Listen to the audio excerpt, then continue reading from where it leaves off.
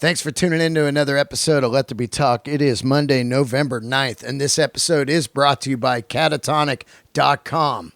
You've seen my stickers. These are the guys responsible for getting them made for me. Maybe you're a small rock band, a small business, a comedian, or maybe you just like somebody that likes to stick stickers all over the place. They don't just do stickers. They do all kinds of stuff. They're a one-stop art shop. They can make 3D prints, models, and toys. If you can draw something on a napkin, they can make a toy. And Christmas is coming, so that's pretty cool to make a customized toy for your loved one.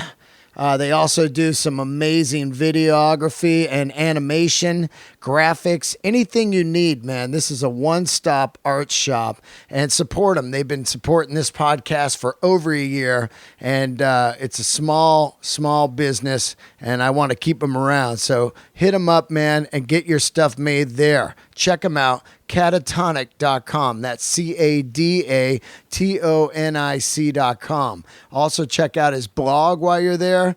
And, it's a great website. It is a very special day on Let There Be Talk. And these are the kind of days that get me through some of the bullshit. Believe it or not, I do have some bad days. I don't like to bring them up all the time. I always hate that guy that's like, oh, woe is me. But, shit happens. I have some shitty days, shitty weeks, looking for a place to live right now. It doesn't get any worse than that in Los Angeles. And I'm not going to complain too much. I got a lot of great things going on. I'm a lucky man. Doing stand-up. I have an amazing network of people out there that love the podcast. You guys, of course.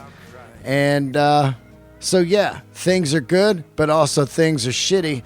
And I hate when my foundation or my core, as hippie as that sounds, is off a little, to say the least. It's tough to get out there and tear it up when you're not quite sure where you're going to live in 3 weeks. So I'll just leave it at that. That's what it is. But this episode is the reason I can't complain. Today's guest, I can't believe. Let's just put it this way. When I first started the podcast, I just thought, well, I'll have some of my friends on. We'll have a great time talking music and comedy and art. And that's what it'll be, And now it's grown, and the people that are on this show are just mind-boggling to me. And today's guest is definitely, it doesn't get any cooler than this, Mr. Mark Lanegan. And just judging by the Twitter response, unbelievable. I said tomorrow on Let There Be Talk, Mark Lanegan. And the response on Instagram and Twitter was through the roof. Which makes me happy because I was telling Mark, which means you guys love good music, This was probably one of the hardest interviews to do because unlike, say, a usual person that's on here is in one band, their career, and you can just cover the band. Like, let's say Jerry from Devo, I know everything inside and out. Not everything, but I know a lot about Devo. Or if I was to have, say, somebody on from AC/DC, I can cover that. But with Lanigan, he has been in so many amazing projects, it's tough to cover the whole body of work. So I'm sure there's going to be people out there that are like, hey, you didn't talk about this or that. And yeah, I'm sure I missed stuff. But really what I wanted to talk to him about was records that inspired me and made me, a happy man. Stuff like Mad Season, Queens of the Stone Age, of course. I mean, I'm an absolute Queens freak. So these are the things I wanted to talk to him about. I mean, he did Mad Season. He worked with Lane Staley. He's worked with Greg Dooley. These are some of the most amazing artists in my time. And his solo records, amazing, So, of course, it's a tough interview because I just want to ask him 1,000 questions, but I just I just let it go, and I had a great time, and the fucking guy is so cool, way, way cooler than anyone I've met before. It's just like, there he is, Mark Lanegan. I mean, what a great day it was. I interviewed him yesterday, and I'm happy to have him. Happy to have him, and I'm glad that you guys are fired up about it. I'm going to get to the interview. There are a couple low spots on it, so, maybe wear headphones. That's just a little heads up to you. Let's see. Before I do get into the interview, just a couple quick notes. I'm going to be in, if you're in Cabo this weekend, some weird reason you're in Cabo this weekend, I'll be there doing the Self Edge grand opening. They got a spot down in Cabo now, Self Edge, one of my favorite stores of all time. Also, Arizona, coming there November 19th through the 22nd. I'll be at the Arizona Laugh Factory. Spicer and I are coming. That's going to be great. Vegas, I'll be at the Laugh Factory in Vegas November 30th through December 6th. And then coming home to San Fran, December 28th, 29th, I'm headlining the Punchline. Kevin Christie will be with me. And then New Year's Eve, I'll be at San Jose with one of my best friends, Eric Griffin from the Workaholics. You know him, Montez. So that's the shows coming up. Donate to the podcast if you want. Dean Del Rey at yahoo.com. Hit me up and I'll tell you how to do it. And also, we're almost at the 500 reviews. I'm at like 418 or something. So keep leaving those reviews, trying to get to 500 on iTunes. Leave reviews and subscribe. Believe it or not, it helps the podcast. And if you pre-ordered a shirt, they should be getting ready to ship here sometime at the end of the week or beginning of next week. Thank you, everybody that pre-ordered the Grateful Dean shirts. Really, really cool. Thank you, everybody, for your great emails, too, and your gifts. I feel crazy, man, because my head is spinning right now, and I've gotten a lot of cool gifts from people and great emails, and it's stacking up. And sometimes I don't get back to you guys, and I feel shitty about it, but my head, like I said, is just spinning, and hopefully by the end of the year, I'll be back into the maniac mode. The maniac mode. Anyway, once again, I want to thank Mark Lanegan. I can't really tell you guys what it means to get these caliber of guests I've been getting lately. It's just unbelievable, and it just shows you how fucking cool these people are. Not only do they make great art, but they're cool people, which is that's what you need, man. I hate to meet your heroes and their dicks, and that has not been the case. So sit back and enjoy this interview. It was very. There's some funny stuff on it when he talks about what kind of jobs he had. That's always interesting when you meet an artist and you wonder what they did before art, because Lanigan has been playing music since 84, 85. So he's a lifelong musician, which is so fucking rare. So check it out. Here it is. Candles lit. Mark Lanegan. Hey, here we are, another episode today of Let There Be Talk. Fantastic guest, Mr. Mark Lanegan. Wow, how are you, bud? Great to have you here. Good to be here, Dean. How you doing? I heard you pull up, man. I just hear this fucking motor, and I was like, yeah, that's got to be you, because no one in my neighborhood has a Hemi. Well, I remember when years ago, Josh Homme was going to get one. He showed it to me on the internet, and I was like, oh, man, that car is not cool. You said that? Yeah, and then I rode in it once he got it, and I was like, I got to have one of those.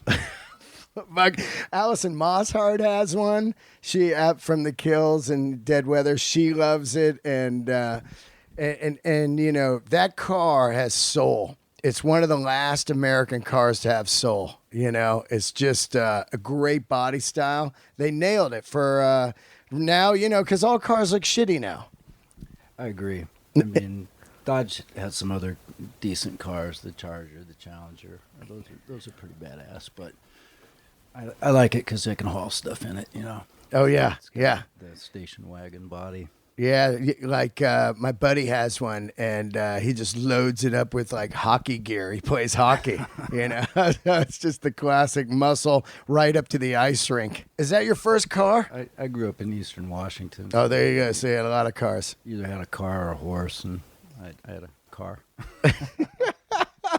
Yeah, you know, like people in New York, you know, when they're on the podcast, they don't have cars at all. And San Francisco people, so when they move out here, it's a whole new thing. Some people have never even drove. So they're like, shit, I had to learn to drive, get a license, insurance, a whole different thing, man. It's an honor to have you on the show, man, because now I've almost had all the guys in the Queens camp. I've had Nick, I've had Troy, I had Joey C., John Theodore, all of them but you and Josh. And now here you are, man. I'm a huge fan of like all your work.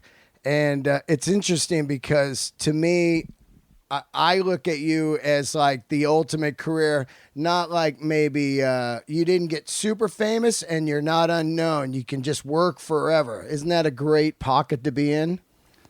Yeah, man, it really is. I've been really lucky because, I mean, a lot of guys that, well, for starters, I never thought it would actually end up being a career. Yeah. I've always been surprised when people wanted to, you know, check out what I was doing. But I was thinking about it the other day, and a lot of the guys that, you know, started were on the same label as me when I first began. And, you know, none of them do music anymore, so. It's got to be the hardest game in the world. I played music forever, and it's so impossible now, right? Yeah, I mean, on one hand, I think it's, you know, a lot easier to make records with the internet and, you know, computer technology and all that. I mean, when we started, you know, mixing a record on an old 8-track machine, you had like 5 guys' hands on the board when you were mixing. Making the moves. Yeah. Yeah. Anybody can make a record nowadays, which is cool. But I know what you mean. I think it's hard to sustain, you know, well, certainly to make a living for a lot of guys. You start Screaming Trees. You live outside of Seattle, and you start that band. What year is that? 83 or something? 84. 84. That when I look at places like you guys were outside of Seattle, sometimes I travel around and I'll be like, wow, this is where such and such started or such. And you think, how did they get out of here? You know, in the 80s, Seattle wasn't what it was in the late 80s, early 90s. You know, you had like Hart and Jimi Hendrix, right? That's Seattle. So you're playing in Seattle, going up there. What is that like at the time? Is it like cover bands? Well, there definitely was nothing but cover bands in Eastern Washington, where I'm from. I remember people found out we were doing our own tunes. They were like, what? You know, it was virtually unheard of. And when we first started, we played in Portland a lot more than we played in Seattle, and places like Olympia, Tacoma, where there was, you know, sort of a scene going on. Calvin Johnson and K Cassettes at the time, now K Records. Yeah.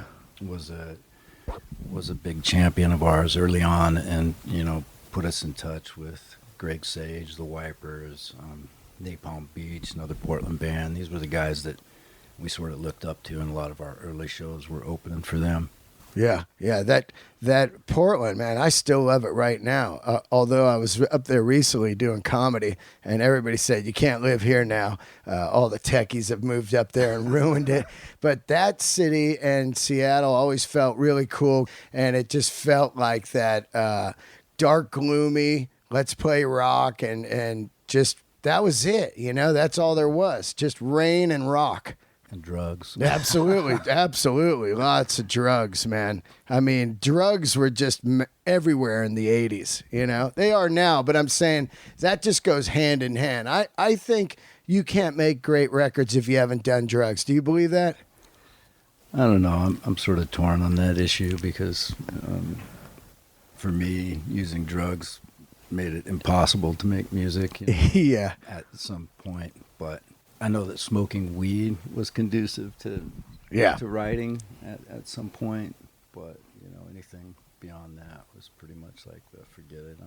My head is in the once it grabs you, right? But I mean, like for a long time, I just like say do a couple bumps of speed and rehearse all fucking night, and you're just discovering the lunacy of being in a studio all night.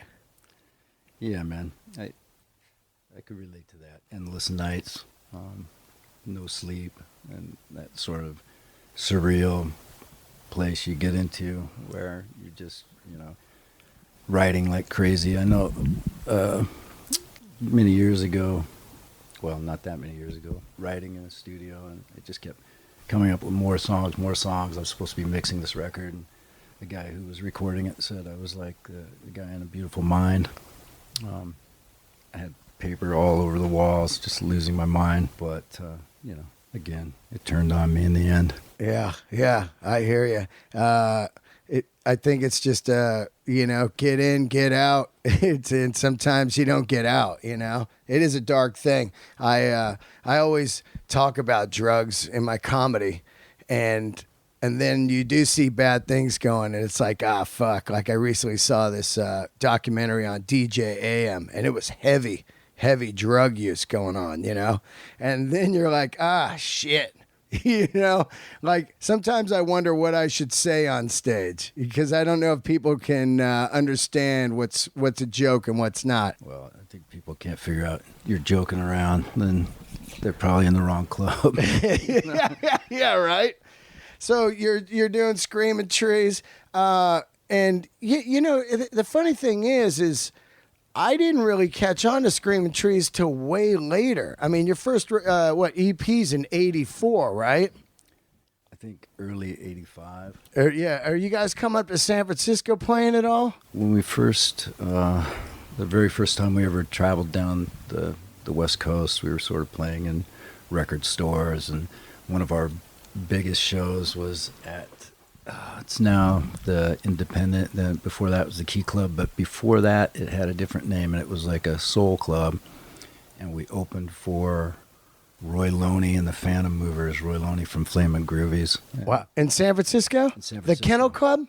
The Kennel Club. That's it. Yeah. Yeah, man. And that place was hot, man. But that room was killer.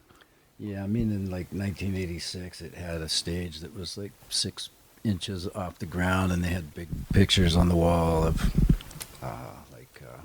Ashford and Simpson. Oh wow! It was a different vibe. Yeah. Back then, but yeah. Well, that neighborhood was kind of that vibe, It was there were some blues clubs around there, that kind of stuff, Back then, San Fran just had different neighborhoods. It was like, North Beach is blues, and Haight Street is hippies, and Broadway is rock and punk. They had all these different vibes. Now it's just kind of one thing. But yeah, it was a big music city, right? Yeah, I mean, when we signed with SST, I think in '87. We came down and played the Stone for the first time. Yeah, there you go. I used to book the Stone. It was like an SST gig. We came just for that show, so we drove from Eastern Washington, like 2,000 miles. Wow, how was it? There was hardly anybody there. I remember seeing the San Francisco band Angst. Did you remember them? Which one? Angst. Angst. Angst, yeah. 3-piece. And I really liked them a lot, and there was like 5 people there to watch them, and we were playing after them. I was like, man, there's nobody at this show. But, later we played the I-Beam all the time. Oh, yeah. It was like our favorite place to play. That place is great, man. I saw probably the best Soundgarden gig ever there on the Loud Love tour, and it was unbelievable. How about that load in up those fucking stairs? Oh, yeah. I mean, you're the singer, it doesn't matter, but man, if you were the bass player with a SVT, you'd be like, fuck this load in. Yeah, man. That's a typical, there you go right there, San Francisco style. you know, the neighbors behind it, new rich neighbors or whatever, people with money go, we don't like this. It's making noise. Yeah, but it's been here before you. But we're going to vote to get rid of it. You know, that kind of shit. Yeah, man. That's a serious bummer. I know a lot of those places don't exist anymore. San Francisco. I mean, no. What's left? Like Slim's? Yeah, Slim's and Bottom of the Hill. All right, yeah. That shit. But remember the Night Break? Did you ever play that? Did not play there, but I've been there. Yeah, the Night Break was great with the old Sushi Sunday. You go in there, eat sushi, and watch 5 bands for free. That shit is great. None of that stuff exists anymore, you know? Yeah, not just in San Francisco, but anywhere. Yeah. You can't find that kind of shit anymore. Now, okay, so you have worked on some of the my favorite stuff of all time, man. And I talked to Joey about the first time I really remember seeing you was at that Virgin Megastore, Songs for the Deaf. Yeah. In San Francisco. That was so fucking great, man. I never forgot it. It was like you just walked in and you would sing a song and then you'd split out the side door and smoke a cigarette. And I'd be like, what? That's kind of a crazy gig, right? Like you're singing 2 or 3 songs on the record, and like you had one on R, right? Which I love R, and then there you are, man, and you're in the band touring around, and you sing like 4 songs on the tour. Yeah, man. Well, you know, it sort of started as I was just singing some backups on R, and then we wrote the song that I ended up singing, and you know, one thing led to another. At the end of that, the end of the touring cycle for R, they were doing another tour of England where it was really big, and they had me come and do that tour. And then after that, it was like, well, you want to do the next record? And at first, I was like, man, this is kind of crazy, you know. I'm just doing a couple of songs, but I grew to like it way too much. It was so easy. It was yeah, right. And that shit is like next level, and it's almost like a weird gig, right? You're like, you work like 4 songs a night, and you're like, all right, I'm done. Yeah, I mean, it was an incredible gig, really. I'm not gonna lie to you, it was a lot of fun, and you know, those guys are all so much fun to hang out with, and I love those guys like brothers. Josh is like the funniest guy in the world. Joey C, Troy, those guys are, you know, incredible dudes to hang out with. So it was, you know, it was pretty much the dream. Yeah, man. It's and I think you sang the best songs on the record, man. They're always like Hanging Tree to me is absolutely next level, you know. Now, how does that work when you were working with him? Do they have like a bunch of songs and then he says which ones you want to sing on? Do you write the lyrics, or does he go, here's the song, it's done? How's it work? Well, I ended up, you know, singing most of the songs I wrote lyrics for. Hanging Tree, he wrote with Alan Johannes, another incredible musician who was later in Queens. They wrote it for the Desert Sessions. Oh, yeah. Great stuff. That I was on. And all the rest of them, I'm pretty sure I wrote lyrics for, or wrote them with Josh, which, you know, was pretty much like Ishtar territory when we were writing lyrics together. It was just a lot of joking around. And then I wrote some lyrics for some of the songs I didn't sing. You know, I wrote lyrics for... I'm drawing a blank. No one knows. Oh, yeah. No one knows. With Josh. Yeah. Usually I ended up writing them for the tunes that I was singing. That's badass, man. Now, how do you meet Josh? He played in Screaming Trees, right? Yeah. I met him after he had been hired to play in Screaming Trees. He had been rehearsing with those guys for a while, and I had originally asked a friend of mine, Mike Johnson, who was playing bass in Dinosaur Jr. at that time, if he wanted to play guitar, and he couldn't do it. But he said that Josh was living in Seattle, and of course I knew him from Caius. Yeah. He already knew the bass player in the Trees, and you know, it was a no-brainer. He was obviously the most talented guy in the room, but yeah. just playing these, you know, rhythm guitar parts, really. It's amazing the caliber of musicians that have been in Queens of the Stone Age, right? All the guys are like, I call it, it's kind of like a modern day Zeppelin, you know, as far as like, there's no real style. You know, it's not like, oh, they're rock or they're punk or they're you know, whatever. It's just Queens of the Stone Age music, and each guy is like so rocking and superior in the band, you know? Yeah, well, you know, I think Josh has an eye for talent, really. Guys like Dave Ketching, Mario Lally, who's, you know, a genius guitar player. Grohl, of course, you know, the greatest drummer of his time. So it's been a lot of really talented dudes in the band. And I think a lot of guys, you know, obviously would like to play in the band because they're the best. Absolutely, yeah. Now, when you're growing up in Seattle, outside of Seattle, I have a lot of people on the couch, and I ask them, what band was it that got you to say, hey, man, I'm going to play music? A lot of people, it's Kiss, if they're like my age, like 40s.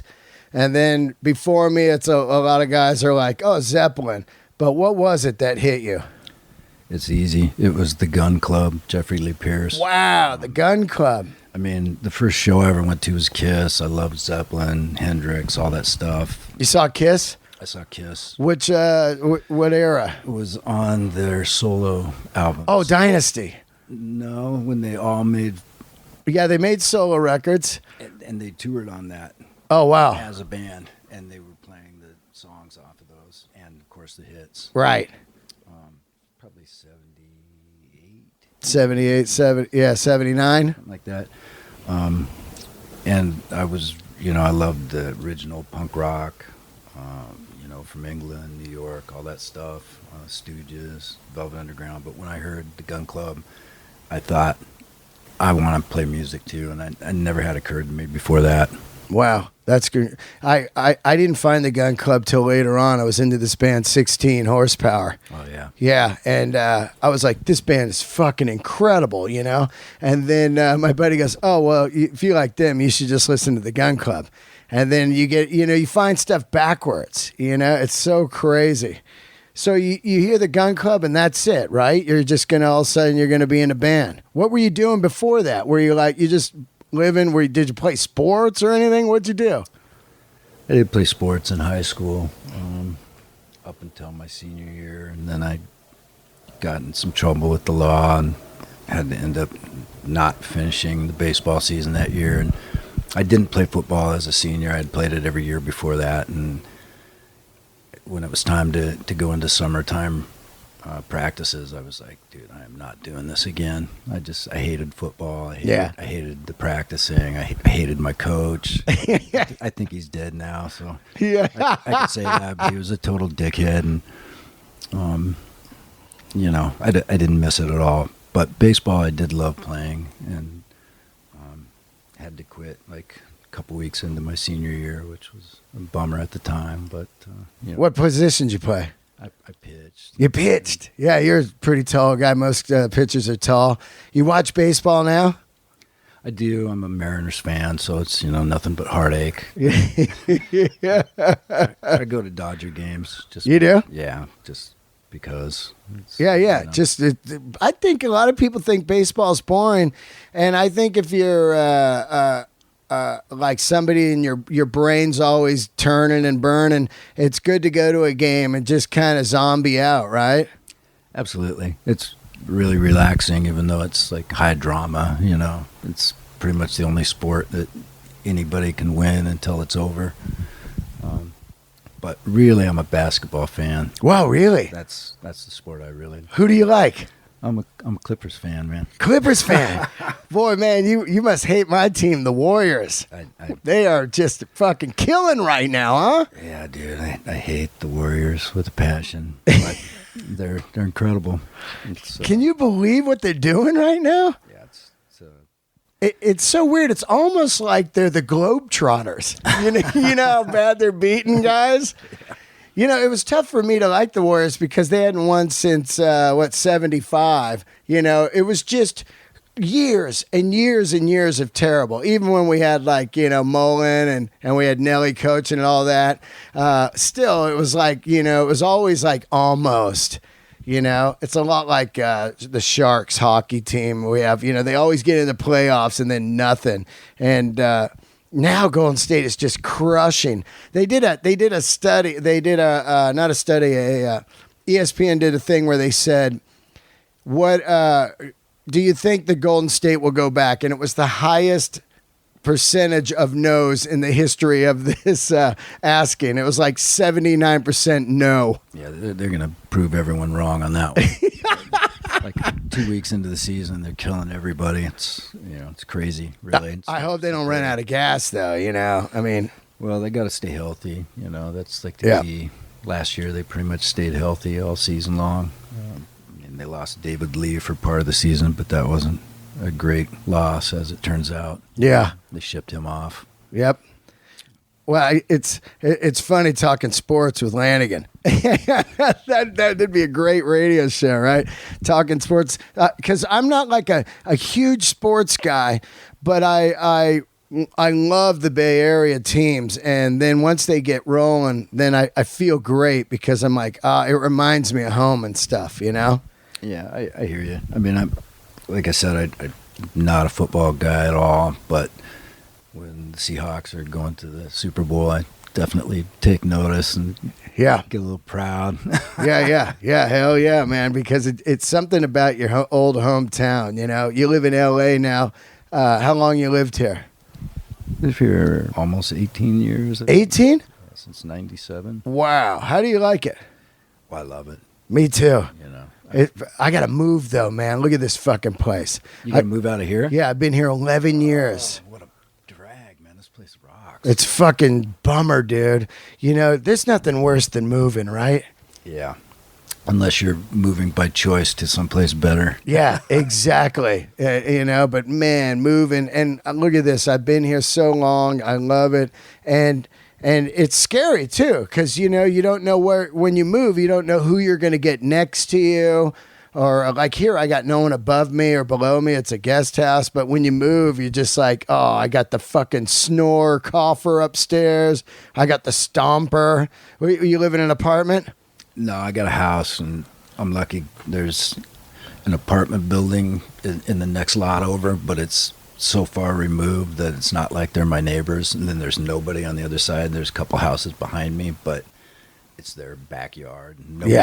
Nobody is a problem. So I'm really lucky. It's fucking tough, right? Especially playing music. I played music for years, and you want to move somewhere where you can just play. Every place I go right now to look at, the first thing they ask is if I have a musical instrument. You're kidding. The first thing, and I cover all my tattoos. I go undercover. They're like, do you have? Because I guess people move in, they start playing acoustic or whatever. People are like, that goddamn fucking guitar. I went and looked at one place. They said a guy was just rehearsing drums in his apartment in the flats of Hollywood. Damn. Yeah, I gotta say, if that was my neighbor, I wouldn't be psyched. Did you drop your phone? Yeah. Oh yeah, they're huge. Man, that thing is giant. Yeah, man, my eyesight is so bad I need the big one, but I'm fairly sure I fucked up my wrist from this phone. Oh, really? Carpal tunnel? Yeah. Really? Yeah, just using it with one hand. I hate to say it, but in the car. You text and drive? I've been known to, yeah. It's a terrible habit. I wouldn't suggest anybody do it. It's a crazy addiction, right? It is. I mean, I'm one of those guys that's always looking at his phone. Me too. It's crazy. I think it's an addict thing, I mean, they say it touches the same dopamines as like cocaine or whatever, but it really is when you party forever and then you stop partying, your mind's still racing. It's like something new, Some people get addicted to like video games. Other people get addicted to like food, they just switch addictions. Yeah, man. Well, I pretty much hit every one of them, so the phone is part and parcel. The phone's safe, right? No, I read somewhere you made a record with Cobain. Is that true? No, I didn't make a record with him. We wanted to make an EP of songs by the blues guy Leadbelly. Oh, wow. And we actually went in the studio and recorded a few songs, and then we pretty much lost interest in it really quickly. Like, as soon as we were done, we were kind of like, this is not the greatest idea, you know. And I ended up using one of the tunes on my first solo record, and the rest of them, I think, ended up on some Nirvana box set or something, you know, extra tunes. But they were actually completed? A couple of them were, and then I think a couple of them were just instrumental. Wow. Wow. Now, how did you guys hook up? Just Seattle? We actually met when he played in Ellensburg, of all places, where I'm from. And we had a mutual friend, Dylan Carlson, from the band Earth. And he introduced us, and we just, you know, became friends. Wow, yeah, man. It's that era of Seattle was pretty rich. I'd play up there like Showbox, and what was that one? The REM guys, that guy. Crocodile Cafe. His wife owned it. Yeah, that place was great, man. And then they had all these great like theaters, like the Moore and the Paramount. All those places were great. That whole Seattle was great, you know, and it felt really good for a long time.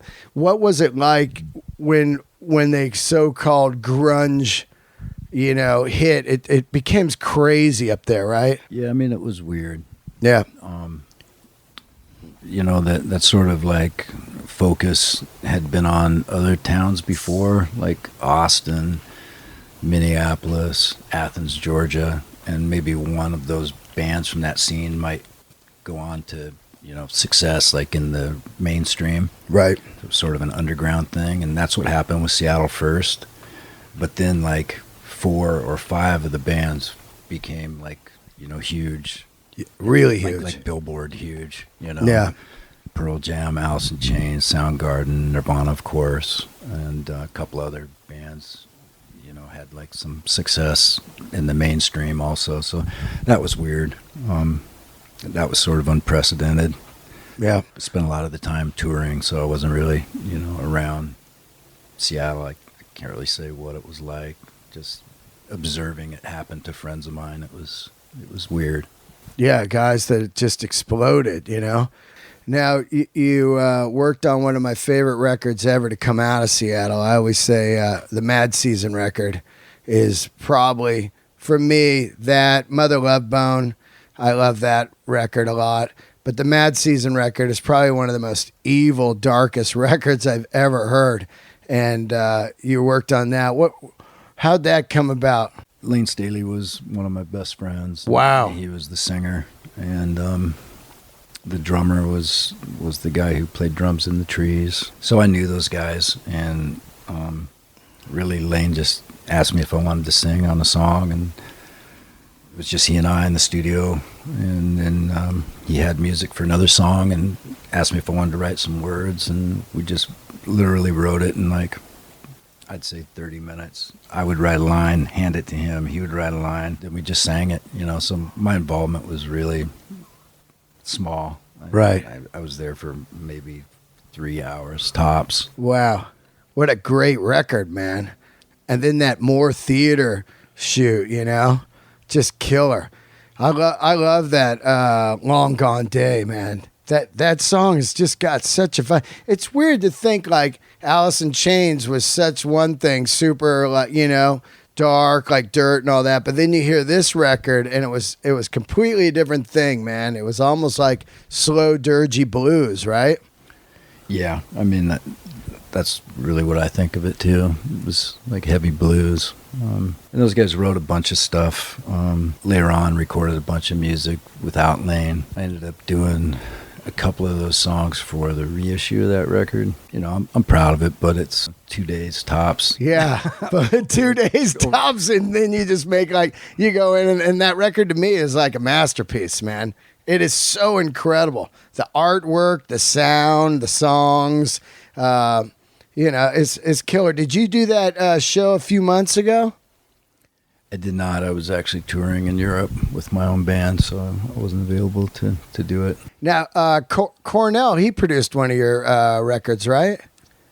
He and Terry Date produced the first record that the Trees did for Epic, Sony. He really just We just played basketball the whole time, basically. Really? I don't really know what he did besides sing on some of it, but that was it? Yeah, that was it, man. I love Chris, but, I can't think of really what he did. We had Terry Date. Yeah, really. Terry Date is great, right? Yeah, he's the shit.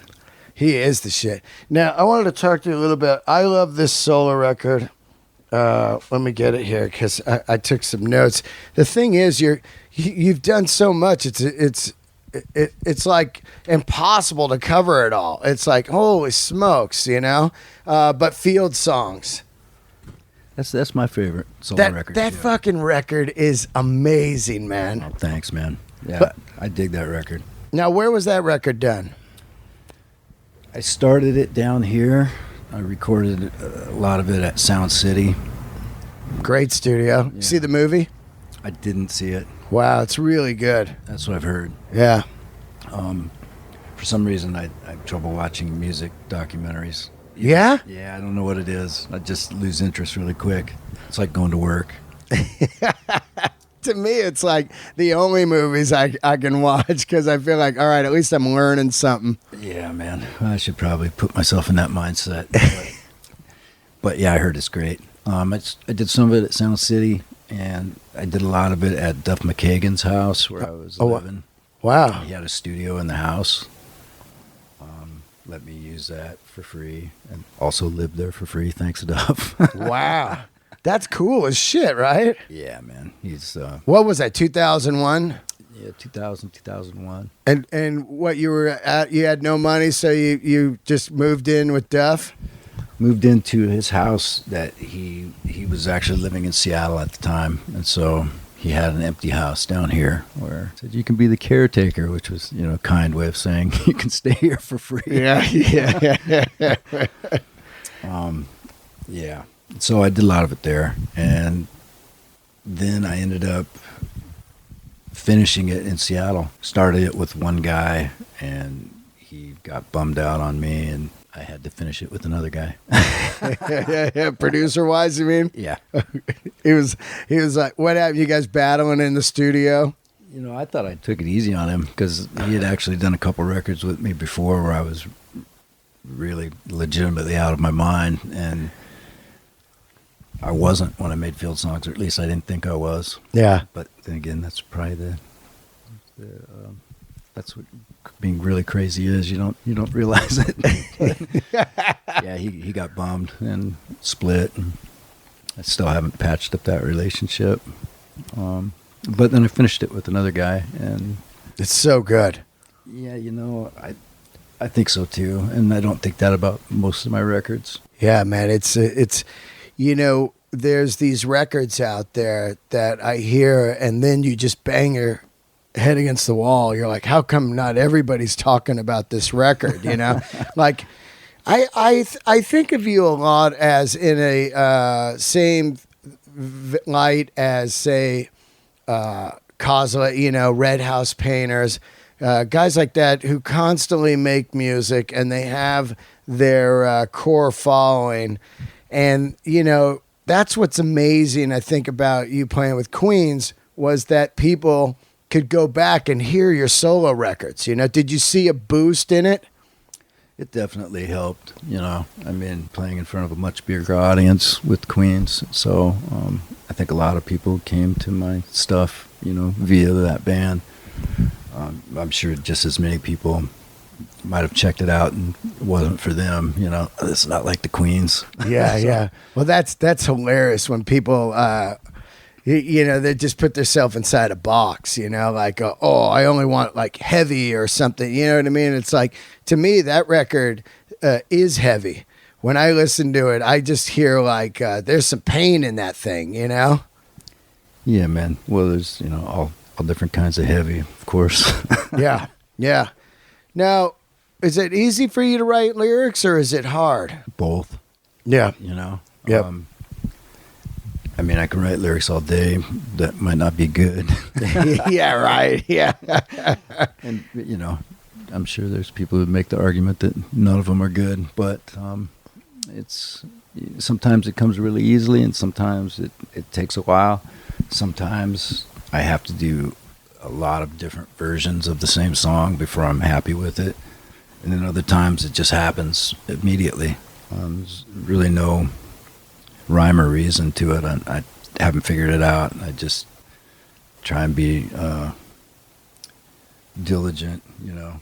When I have to get something done, I try and stick with it. And yeah. if there's something about a song that I like and I think it, you know, it should be finished, then sometimes that takes a while. Yeah, man. I find myself not finishing the record till I'm in the studio. I just got like the melodies and maybe a chorus. I'll fix this when I get in there, and then you're under the fucking gun then, right? Dude, there are times when I don't start a record till I'm in the studio. I'm supposed to start one in January, and I'm just thinking, man, what am I going to do? No shit? You don't have any songs for it? I got a couple of them. But, right. You know, I certainly don't have 10 or 12.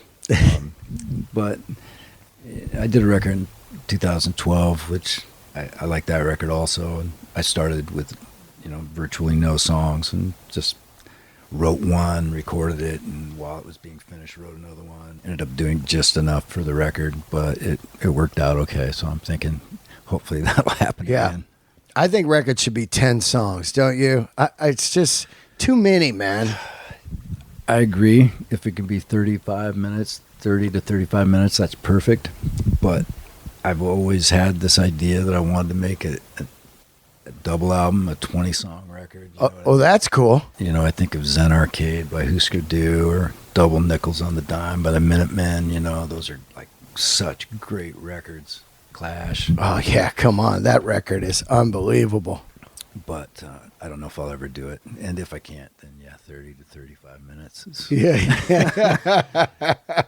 You get into any of the psychedelic stuff? You know, recently I've become a Deadhead, which is fucking weird, man. I hated them all my life. Wow. Right? That is a little weird. It is weird. And I don't know if it's like maybe my mind is ready for it now, like living in this machine of Hollywood where it's just like always on. I come home and put something on. Like I'm heavily into Pink Floyd now, you know, psychedelic, some drug rock, you know.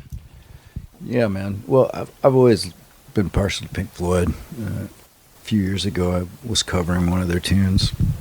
Which ones you do? Syd Barrett era, yeah. See Emily play, but one of that same. Right. I can't even think of it, man. I'm so fucking senile. But but yeah, I've always liked them.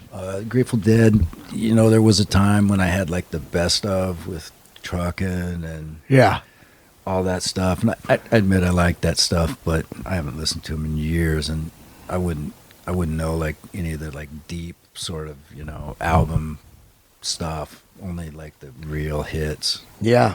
You know, I think that when I see bands that I really like, there's a lot of Dead in kind of Queens and Mars Volta and stuff as far as the intricate, you know, kind of jamming and stuff, you know. When you listen to all these different Dead eras now, it's just kind of like, wow, this is out there, man. I mean, it takes like some serious memory to play this. Yeah, there's that certain like sort of almost prog rocky thing that those guys get into. That's what I think of when I think of Mars Volta and some of the Queen stuff. I think of like bands like Yes, even, you know, which I wouldn't necessarily be into it, but through the filter of Mars Volta, it's badass. Oh, God, right? But the Dead, yeah, it's just sort of foreign. I mean, they also have like the sort of country tendencies, which is cool. Yeah, the Working Man's Dead record is straight up country, you know? I did watch the Bob Weir. That's great. Documentary. Yeah, did you like that? I did, yeah. I think I was only interested in it because I wasn't really into the Dead, you know what I mean? Yeah. Didn't sort of fall in that category of off-limits rock documentaries. It's funny that you watch that and then don't turn into a Deadhead, because really I was really loving that man as like this, you know, when you think at 16 years old, he joins the band, he leaves the nest, finds out later like he's, you know, adopted or whatever, you know, finds his like real dad and stuff. That shit is crazy, right? Yeah, man. What is it? it says he's not the Jerry Garcia was not the only one to have a long, strange trip. Bob Weir's story is hell yeah, man, pretty crazy. What are you into? What do you listen to? You know what? Nowadays, I listen to a lot of like ambient music. I don't listen to a lot of stuff that has singing on it. I listen to a lot of electronic music, stuff like that. Electronic music? Yeah. Wow, like EDM stuff, really? Mm-hmm. Wow. Yeah. But, I mean, I still listen to, sort of like this band I'm really into right now is called Teeth of the Sea, British band. Sort of like they have elements of like the Butthole Surfers. It's like pretty out there stuff. I really like them. But I listen to stuff that would probably make good soundtrack music. Right. And where are you finding that stuff? People just turning you on to it? Yeah, man, or the internet, Yeah. The internet's amazing, man. It's like people keep saying there's no good music, and I'm like, are you out of your mind? There's almost too much.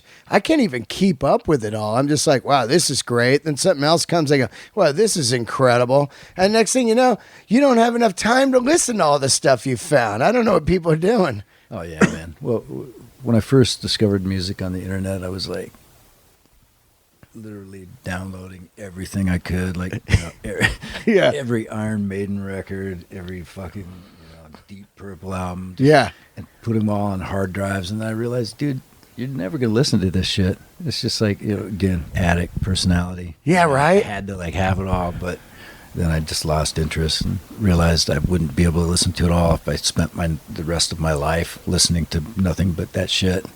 Yeah, it is true. It's an addict move. It's like me. All of a sudden, one day I love Zeppelin, and then I go, I got to own every bootleg they ever did because there's a bootleg for every show. So all of a sudden, you're at like 320 bootlegs of Zeppelin, and you're like, I don't even listen to it. I got like 5 that I love, and the rest are just like, recorded under a fucking garbage can backstage, and it's just again, it's like, when you're like, yeah, listen to that, It is an addict move, man.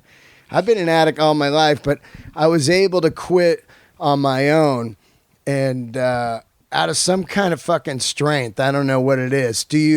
When you quit stuff, do you go to a program? What do you do? Yeah, that's the way it's been easiest for me to maintain a clean lifestyle is through program. But, I've been told not to talk about that shit because I'm liable to fall off the wagon tomorrow. And then, oh, is that right? I'm a bad advertisement for it, but yeah. They tell you not to. Who tells you that? Like the program, hey, don't talk about it. That's you're bad representation. Is that what they're saying? That's fucking hilarious, dude. I know. They're like, oh no, Lanigan's here. He's gonna go out and talk about us, and then they're gonna go, it doesn't work. Look at Mark. That's it, man. Fuck, man. That's a heavy load, man. How long you been clean? I haven't had a drink in like 20 years. 20 years. If I don't drink, I'm good. I won't do anything else. Yeah. Because drugs, I don't do drugs unless I'm drinking. Yeah. Like there's nothing grosser to me than being totally sober and snort a line of Coke. Well, yeah, man. You lose your mind. That is nasty, man. You got to be drunk to be on Coke, right? Yeah. You know what I mean? You got to have the balancer. Otherwise, you're peeking out the window and man, losing your fucking mind. Scratching skin. Yeah. Yeah. The spiders coming out of your skin. Yeah, right. Can't you see them? Can't you see them? They're there.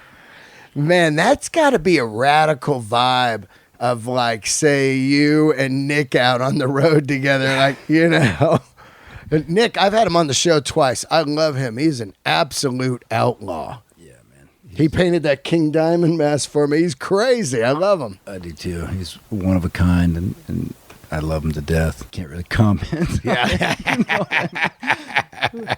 We're a great match made in hell. Yeah, match made in hell.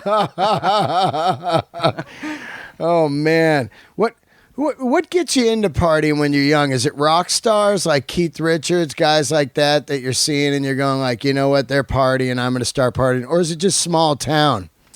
For me, it was a small town. Yeah. You know, I sort of always knew from the minute I even heard about drugs that it was something I would be doing. Yeah. Same way when I first saw a picture of somebody with tattoos, I knew that I would have them. I just came out of the box that way. Yeah. I tell people I was an addict when I worked at Texaco, you know. It's true. Really? Yeah. You work at Texaco and like customers are coming in and just say, I'm an addict? Well, I didn't work there very long. I was putting gas in a guy's truck, and he had a canopy on it, and I was sort of like leaning against it, putting gas in it, back when, you know, guys filled up your tank for you. Yeah, yeah. And I saw something moving inside of the canopy, and I was like, what in the hell? And I looked in there close, and it was a fucking tiger. A tiger? And the guy came out, and I said, what's going on, man? And he's like, oh, I'm with the circus.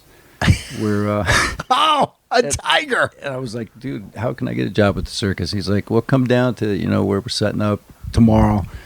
And I went down there when I was supposed to be working at Texaco. Yeah. And ended up not getting hired because I wouldn't cut my ridiculously long hair. But I also lost my job at Texaco. The circus wanted you to be clean cut? They wanted me to cut my hair, get a regular haircut, he said. That is hilarious. Were you just going to work for him and travel around like a carny? That was my plan, yeah. Oh, my God. That's so great, right? The circus and the carny people are definitely super, super weird, right? They are. I worked in the carnival for You did? like 4 summers selling concessions, like, you know, Coca-Cola, caramel apples, coffee, shit like that. And yeah, they're a different breed. You traveled with him or just in your city? Just in my town. I did it in my town too because they would let you ride the rides free and shit. And man, those people were really fucking weird, you know? And there's a documentary, it's like Carney. And I think it's called Carney Life or something. It is weird, man. Because, you know, those people, they travel with it. And they live in those little, like you ever do, be on a movie set, they have those things, the small little trailers, the slots for each one, not the big stars. They live in those, and the carnival rents them to them. And they open them up, and you look, and it's just gross, man. They built like a bunk, and maybe one guy's got a lady carny with him, you know? And they got animals. Yeah, I mean, when I was trying to get the job at the circus, they actually hired me, but then asked me to cut my hair, which I wouldn't do, and showed me, you know, where I was going to be sleeping. And it was something crazy, like $75 a week to be an electrician's helper, which means I just, you know, would like help set shit up, basically. Yeah, living quarters, not comfortable. yeah. Hey, that's coming from us who've been on a tour bus with 18 guys, you know, that kind of tour when you're on the bus, one bus, 3 bands. Good times. Good time. No sleep. Now let's talk some your vocal style. I absolutely love your vocal style. It's of course a low voice. That's a hard voice to do live, right? Because it's you know, you got to get it up in the mix and everything. Do you ever have any vocal problems ever? Well, guys have had trouble mixing it at times. You know, if I'm singing in the low register and, you know, it's with a loud rock band, it can be tough to mix. But me personally, trouble with it? Nah, it's just, you know, it is what it is. I never really learned how to vocal exercises or any of that stuff. When I started, I was singing songs that were like way out of my range. I would sing them down an octave because I couldn't get up high where the guy was writing them. The guitar player in the trees had a really high voice and wrote, you know, all of our early songs, vocal parts, lyrics, everything. And so I was just singing these songs that already existed, but the only way I could do them was to sing them in my natural range, which was down. So I sort of learned how to, you know, project like that and working, driving combines, picking peas. Like I would sing, you know, and if I could hear myself over the machinery, then I was loud enough. You've had some crazy jobs, huh? A few, yeah. What like I pumped gas. I worked at a Chevron. You pump gas. What else have you had? I worked in a lot of restaurants. Really? Like doing what? Well, I started when I was like 15 as a janitor at a place called the Highway Grill in Ellensburg, Washington. The Highway Grill. Then I worked, as a dishwasher, prep cook at a place called Husky House Truck Stop. And then I was like a breakfast cook at Perkins Cake and Steak and Really? the Appleseed Inn and a couple other places. I did a lot of that. I did a lot of agricultural jobs. I worked in a potato warehouse, processing plant, mechanics helper, cleaning combines off. Where I grew up, basically that's all you could do, bucking bales, working on farms, stuff like that. It was weird back then because if you had long hair, you couldn't get a job, And tattoos, I remember I got my first tattoo and my mom was just like, well, you're never going to get a job, And I was like, oh, good, But isn't it, now you go to Chipotle and, I don't think you and I have enough tattoos to work at Chipotle, you know what I mean? Yeah, isn't that fucking crazy? Like, people don't understand back then. Here's what you could do. Construction, shipping and receiving, and bike messenger in San Fran, that kind of thing. Or, drug dealing. You couldn't work in any sort of retail situation or, anything with the public, that's for sure. Where I grew up, when I first grew my hair ridiculously long, it was because that was as rebellious of a thing that you could do where I grew up. People just did not do that. Like where I went to high school, guys wore cowboy hats and cowboy boots to school and were real cowboys, So it was sort of a reaction against that. And, I don't know why nobody told me it didn't look ridiculous, but I had that. Yeah, but that was, I watched some old footage of you, even with when you sang at the Moore with Mad Season, and your hair is crazy long. But that was the look. Everyone had long, crazy hair. It starts really with Nugent, I think. Like Nugent had this crazy fucking hair, and you're like, I want to be the Nuge, You don't want to be the Nuge now, but back then you wanted to be the Nuge. You know what I mean? But long hair was such a thing, And it's so funny because there was time where you couldn't go into Disneyland if you had long hair. You're kidding me. No, they were just like, sorry, can't let you in. You're a hippie, basically. They wouldn't let anyone in with long hair. So, like, you would have to, like, put it up in a bun and wear a baseball hat in there. That's nuts. Disneyland, another one of my jobs. Really? I worked down there painting as a scenic painter. No way, at Disneyland? Yeah. At the fucking park? Mm-hmm. Wait, so you moved to L.A. what year? 97. 97, and you were working there? I did for a little while, yeah. I was actually working for a scenic company up here that contracted out. So right. I was working on stages down there, painting and priming them and stuff. Whoa, Lanigan worked at Disneyland. Have you ever told that story? I have not. Oh, man. The happiest place on earth. Now, what is that place like to go into every day? We weren't really mixing with the people that worked there. Yeah, I know, but it's just bizarre, right? Here you are, you play rock music, from 83 or whatever to 5, and then Screaming Trees is done, and you're dead broke? Pretty much, yeah. I was still making solo records and stuff, but I didn't really get the Queen's job until, I want to say 2000, maybe 2001, 2002, right? Something like that. So yeah, I worked a lot of jobs in between. I did a lot of construction down here. I was working in East LA, demoing buildings. I did that for a long time.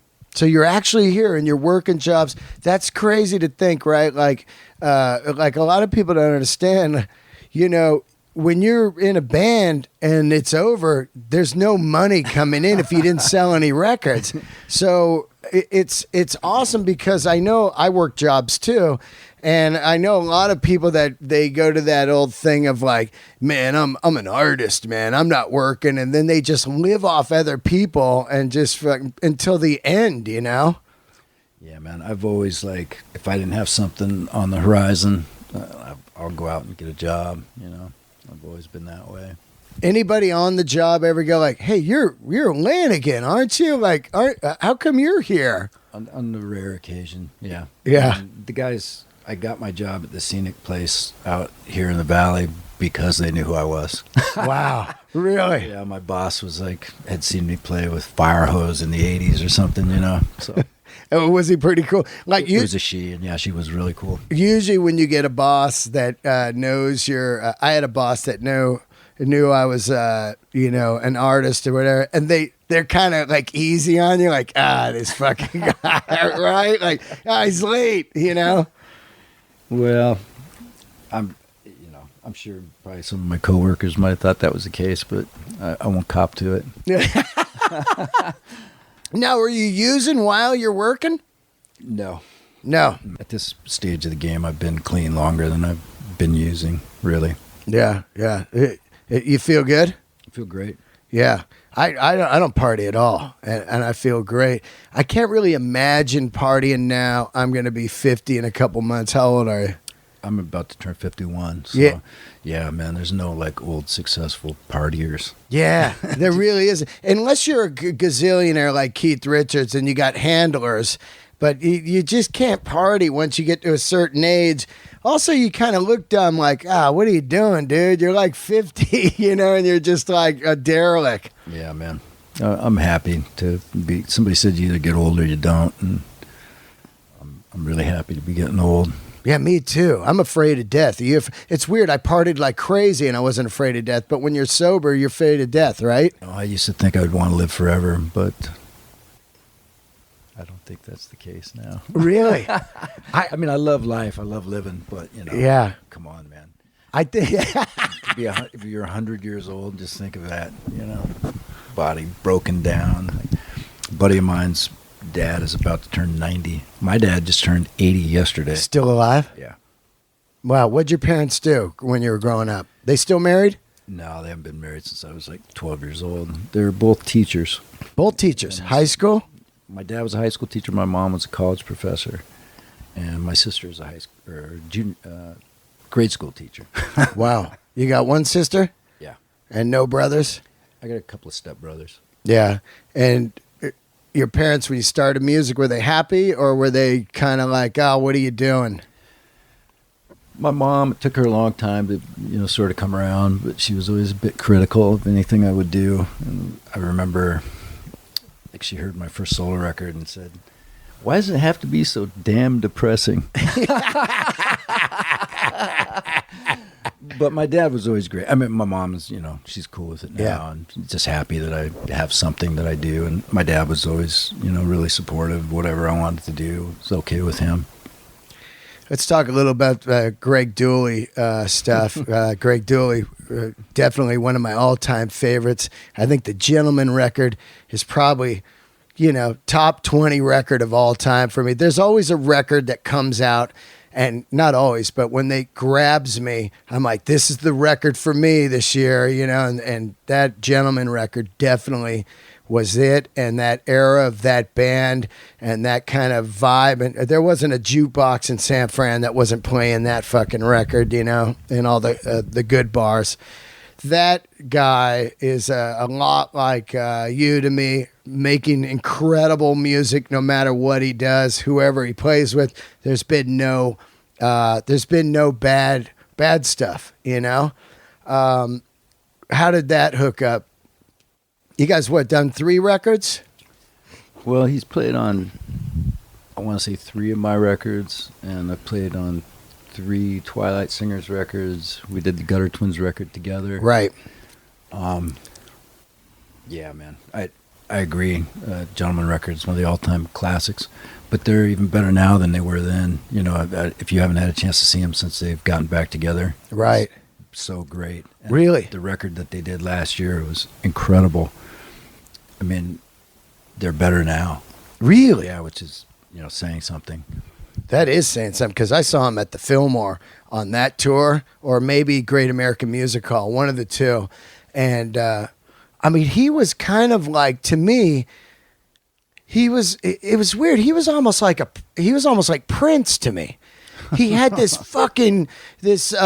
confidence that was beyond. And then he had swagger and he just a knockout in those lyrics, man, like Fountain and Fairfax. You just hear it and you go, come on, man. Listen to this record. It's a saga. Yeah, man. That song in particular is one of my all-time favorites. I wanted to cover it, but I realized nobody could do it as good as he did it. Yeah, Greg is my best friend. Oh, is that right? He's also a Clippers season ticket holder, so we always see each other at halftime. Oh, shit. Oh, you got season tickets? Oh, yeah, I've had season tickets for 9 years. Wow. That is awesome. I never liked the Clippers name. There's no way I could like the Lakers, coming from Seattle. It's like, forget it. Yeah.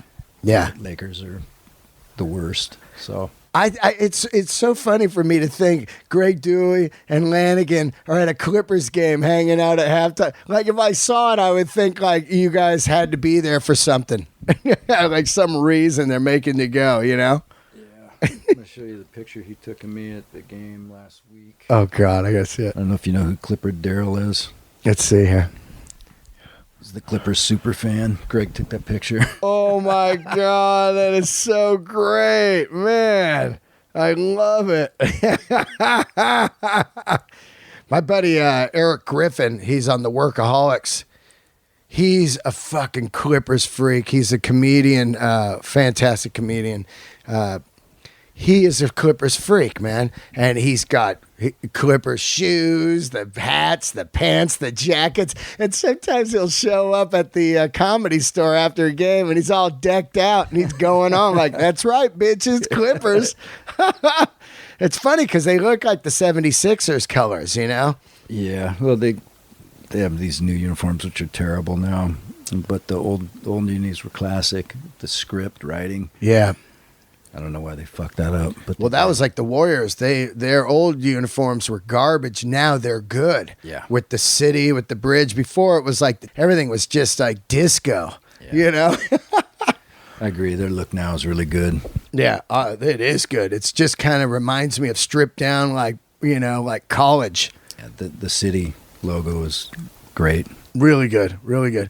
So you and Dooley, you guys going to do some more work together?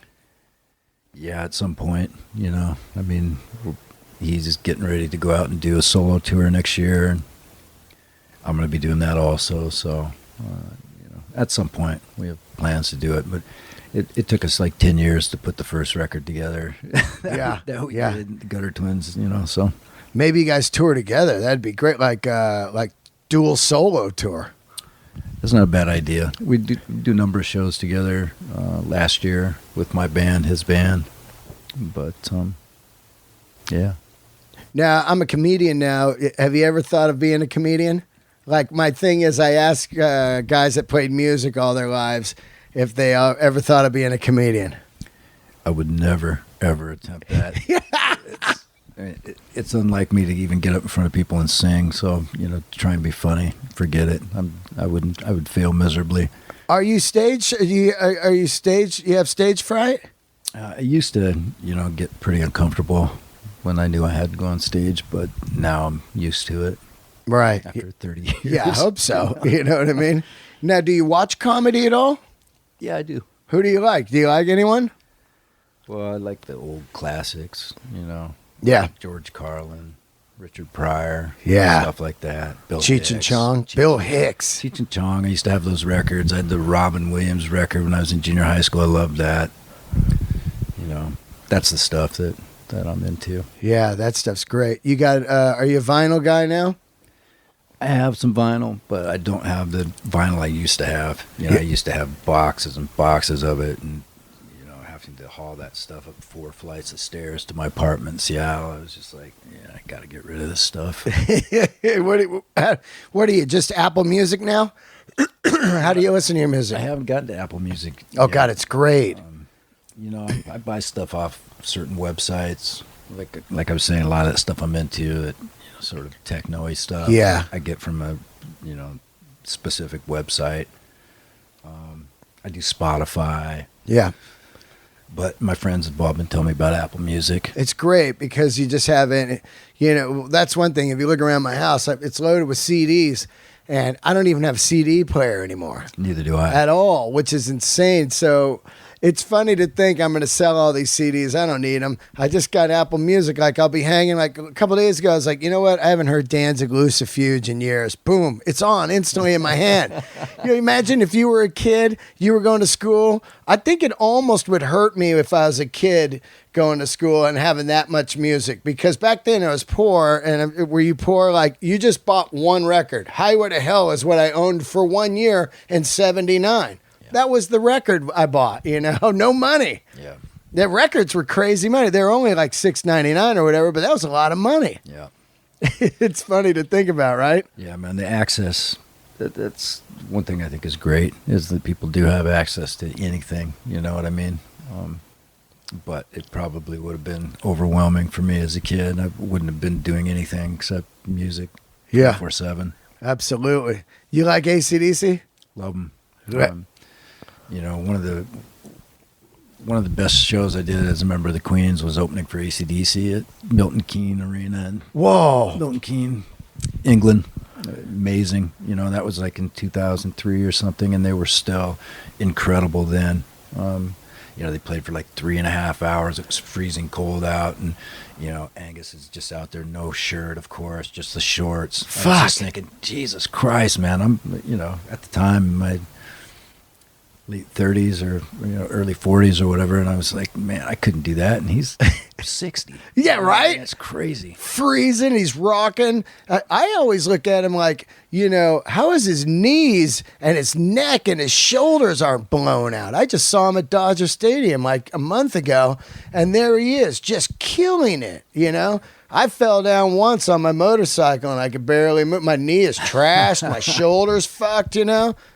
Yeah, man, it's something else. Duff was at that show, too. He said it was incredible. That's awesome, man. All right, so what do you got coming up? You're getting ready to do a solo record? Yeah, I'm not doing anything for the rest of the year. I'm start making a record in January, and I'm going to be doing some touring in the spring, just me and the guitar player, some stripped-down shows. I'll probably do maybe a couple months of that in Europe, and maybe a week in the States. You know, I hardly ever play in the States. So. Yeah, I know. You never do. Do you have a set of guys that you use for every solo record, or is it just different guys all the time? Well, since 2004, I've been, you know, making records with Alan Johannes, who I used to play in the Queens with. Yep. You know, produces them, plays a lot of the music. And then I have my Belgian guys. My band are 3 Belgian dudes and an American guitar player, and they play on the stuff as well. No, that's cool. You think you'll ever play with Queens again? You'd have to ask them. You know, occasionally I get a call, or we're in the same place, and I get up and sing with them. I love doing it, you know. Josh and I did a song together a couple years ago for the new Bourdain show. We wrote like a 30-second long song and recorded that. Oh, for Anthony Bourdain? Yeah, the theme song of his new show. Oh, wow.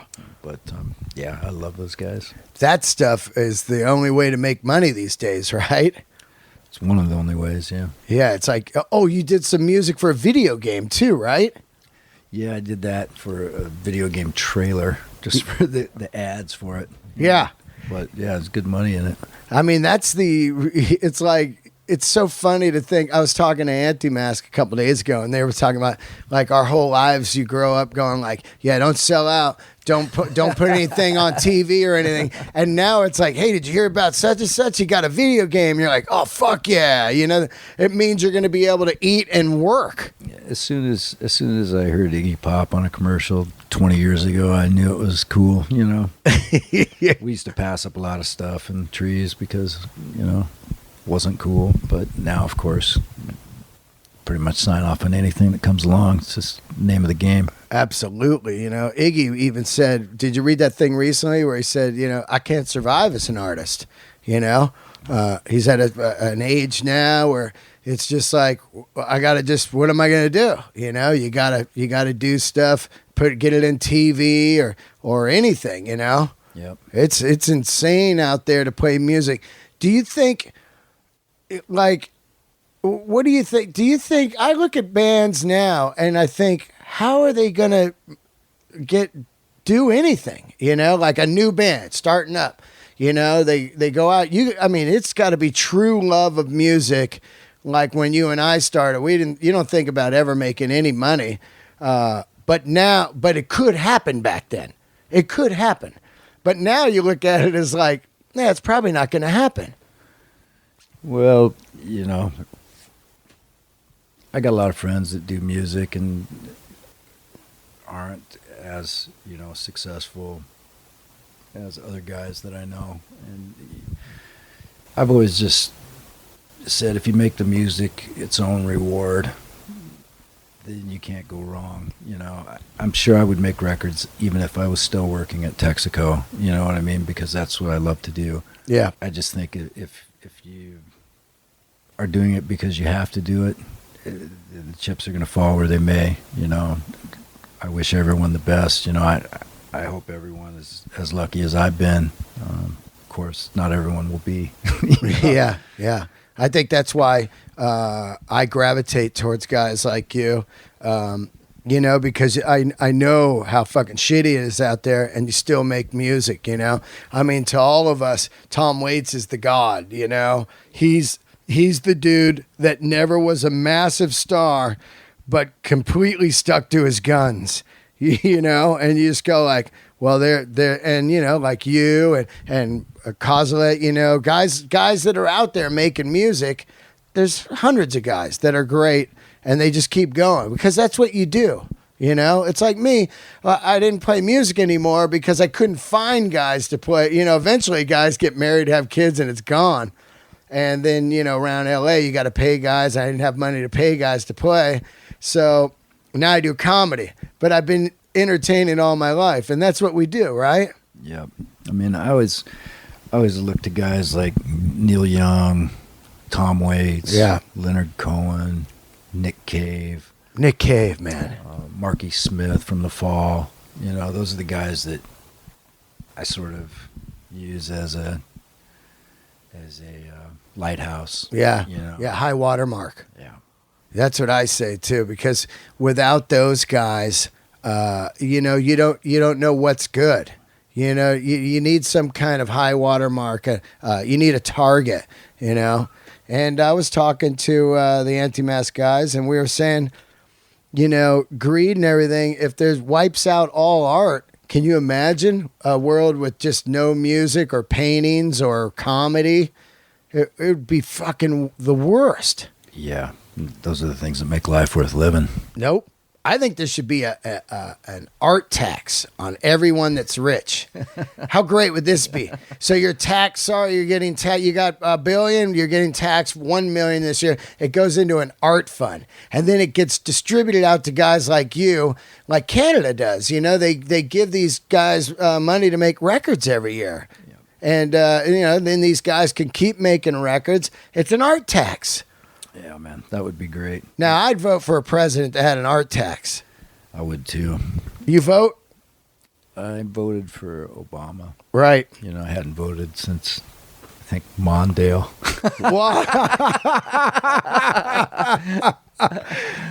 They're finally going to make it easy to vote through the DMV, your license and everything. No more fucking bullshit, man. That was always like shady to me. Where do I go? Some church down on the 4th Street, you're like, what? Well, the Republicans want to make it hard for people to vote. You're so right, because they think dumb people won't be able to find it and stuff, so their votes won't count. Yep. That's a great thing. But there you go. I got a new art tax. I just came up with that today. Art tax. And Neil Young can get behind the campaign. What's your favorite Neil Young record before I let you go? After the Gold Rush. Really? Yeah. Man, mine is On the Beach. On the Beach is, classic. I mean, there's, 5 or 10 great ones. Yeah, of course. Tonight's the Night, On the Beach, Zuma. I even like that one he did about, 20 years ago, that was like the part 2 to Harvest Moon. Harvest Moon. I saw him play acoustically on that. Yeah, remember that? It made me cry. It's so incredible. God, he's so great. You like Bruce? Not a big Bruce fan. Really? Yeah. I mean, his darker stuff, like Nebraska, of course, is classic. And, a lot of like Philadelphia, I'm on Fire, that kind of stuff. Yeah, totally goes to Tom Joad. Yeah, that's great. undeniably great. But it's like more rock and stuff I'm sort of not into. Yeah, of course. I get Glory it. The days. pro, here we go. Let's do it. Yeah. All-time favorite. Who's your all-time favorite? Again, Jeffrey Lee Pierce, man. Yeah. Gun Club. Awesome. But that said, there's, at least 50. I know. It's impossible to say, you know what I mean? Like, my all-time favorite changes every day. People always hit me going, hey, your top 10 records are way too long. I think there's about 40 in your top 10. But it changes all the time, right? Yeah, man. Like, there's a whole year where I listened to Rated R. That was it. I was like, this is the record. These guys are doing the shit. Everything else is jive. Well, thanks for coming by, man. What do you got? You got a Twitter? I do. Yeah. You tweet a lot? On occasion. Yeah. What do you tweet? Clipper scores? Nah, sometimes commentary from TV shows. Yeah. Just bullshit, really. Yeah. I try and stay off of it because, who really gives a damn what I think about anything? Yeah. So. I think you're underestimating, man. People love you, dude. It's like, look, I said you were going to be on the show. I think it got more tweets than anyone I've ever said was going to be on. Like, because, people are like, oh, fuck Lanigan, Oh, well. What I like about that is that means some people that are following me on Twitter are into good music. Right on. All right, so you're going to start a record in January? That's it. Kick ass. And you got 2 songs for it? If that. Where are you going to record it, in L.A.? Yeah. Oh, I want to come down and check it out. Right on. I'm there. Yep. All right, thanks a lot, man, for coming by. My pleasure. Did you have fun? I did, yeah. You got to come see me do comedy. I definitely will do that. All right, you're on, man. Thanks for stopping by. There he is, man, Mark Lanegan. Thanks for tuning in, guys.